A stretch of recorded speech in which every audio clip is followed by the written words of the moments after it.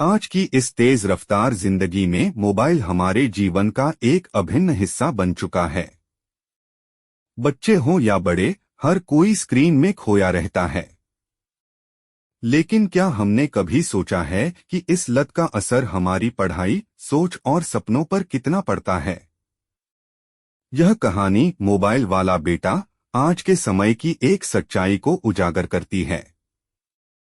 यह सिर्फ एक कहानी नहीं, बल्कि एक आईना है जो हमें दिखाती है कि कैसे मोबाइल की लत धीरे धीरे हमारे भविष्य को निगल सकती है। एक छोटे से कस्बे में आर्यन नाम का लड़का रहता था। आर्यन की उम्र बस 14 साल थी, लेकिन उसका दिमाग मोबाइल गेम्स की दुनिया में पूरी तरह डूब चुका था। सुबह उठते ही सबसे पहले वो मोबाइल उठाता और रात को सोते सोते तक उसी स्क्रीन में खोया रहता। उसका पसंदीदा खेल बैटल किंग था, जिसमें वो अपने दोस्तों के साथ घंटों खेलता रहता। राघव, जो कि एक स्कूल टीचर थे, कई बार उसे समझाने की कोशिश करते, बेटा, मोबाइल तुम्हारे लिए मनोरंजन का साधन है, मगर अगर तुमने इसे अपने ऊपर हावी होने दिया, तो ये तुम्हें बर्बाद कर देगा। लेकिन आर्यन को यह सब पुराने जमाने की बातें लगती थीं। उसे लगता था कि आजकल तो सब बच्चे यही करते हैं, फिर वो क्यों नहीं? धीरे धीरे उसकी यह आदत बढ़ती चली गई। क्लास में उसका ध्यान भटकने लगा, होमवर्क अधूरा रहने लगा और रिपोर्ट कार्ड में नंबर गिरने लगे। जब भी माँ उसे पढ़ने के लिए कहती, वह चिढ़कर बोलता, माँ, बस 5 मिनट और, पर वो 5 मिनट कभी खत्म नहीं होते थे। एक दिन स्कूल में विज्ञान की परीक्षा थी। आर्यन ने तैयारी लगभग नहीं की थी।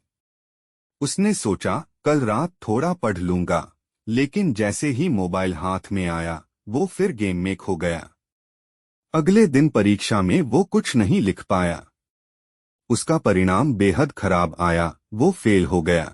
घर लौटते वक्त उसके दोस्तों ने भी मजाक उड़ाया, अरे गेम मास्टर, अब पढ़ाई में भी गेम खेला क्या? यह बात उसके दिल को चुभ गई, लेकिन उसने बाहर से दिखाया जैसे उसे फर्क नहीं पड़ा। रात को जब वो कमरे में बैठा था, तो देखा कि उसके पिता पुराने नोट्स देखकर दूसरे बच्चों को ट्यूशन पढ़ा रहे थे। माँ रसोई में देर रात तक खाना बना रही थीं, ताकि कल टिफिन में कुछ अच्छा रख सकें। उसी वक्त बिजली चली गई और मोबाइल की बैटरी खत्म हो गई। अब उसके पास न गेम था, न रोशनी, सिर्फ अंधेरा और सन्नाटा।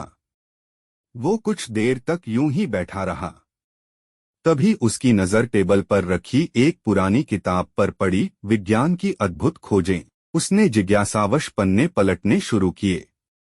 पढ़ते पढ़ते उसे एहसास हुआ कि दुनिया के असली हीरो वो नहीं हैं जो गेम जीतते हैं, बल्कि वो हैं जो अपनी मेहनत और ज्ञान से दुनिया बदलते हैं।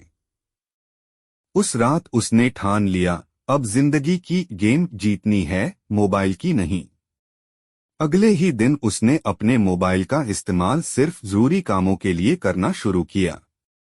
धीरे धीरे उसने पढ़ाई में रुचि लेना शुरू किया, अजय से मदद ली और समय का सही उपयोग करना सीखा। 1 साल बाद उसी स्कूल में विज्ञान प्रदर्शनी हुई। आर्यन ने एक प्रोजेक्ट बनाया, मोबाइल का मानव मस्तिष्क पर प्रभाव। उसका मॉडल सबको बहुत पसंद आया। जब उसे मंच पर पहला इनाम मिला, तो तालियां गूंज उठीं। स्टेज पर उसने कहा, पहले मैं मोबाइल में गेम जीतना चाहता था, पर अब मैं जीवन की गेम जीतना चाहता हूं। असली ताकत हमारी सोच और शिक्षा में है, न कि स्क्रीन की चमक में। राघव और सुषमा की आंखों में गर्व के आंसू थे। अब वो मोबाइल वाला बेटा नहीं, बल्कि मेहनती और समझदार बेटा बन चुका था। सीख। मॉरल, मोबाइल ज्ञान का साधन है, पर उसका गलत इस्तेमाल अंधकार की ओर ले जाता है। मनोरंजन तब तक अच्छा है जब तक वो हमारी प्रगति में बाधा न बने। जीवन का असली गेम वही जीतता है जो खुद को अनुशासित कर सके।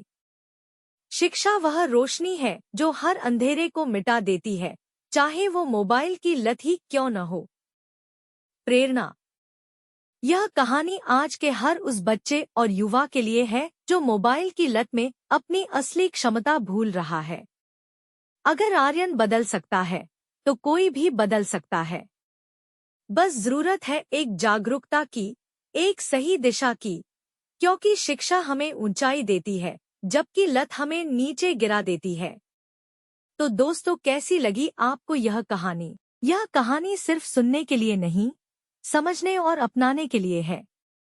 क्योंकि जब हम मोबाइल की दुनिया से बाहर निकलकर ज्ञान की दुनिया में कदम रखते हैं, तभी हम असली सफलता की ओर बढ़ते हैं। और ऐसी मजेदार कहानी के लिए आपके अपने वेलकम स्टोरी को सब्सक्राइब करें। धन्यवाद।